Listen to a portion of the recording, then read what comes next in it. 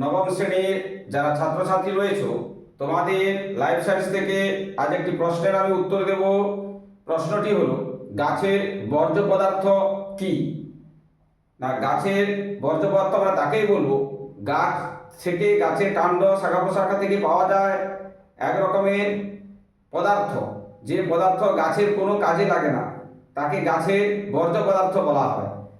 যে পদার্থগুলো গাছের কোনো কাজে লাগে না, কিন্তু কিছু কিছু বর্জ্য পদার্থ রয়েছে, যেসব বর্জ্য পদার্থ আমাদের খুব প্রয়োজনীয়, আমরা গাছের বর্জ্য পদার্থ বলবো। যেমন আমাদের প্রয়োজনীয় বর্জ্য পদার্থ গাছ থেকে পাওয়া যায়, যেমন তার উদাহরণ আমরা কি দিতে পারি না, কুইনাইন আর রবার।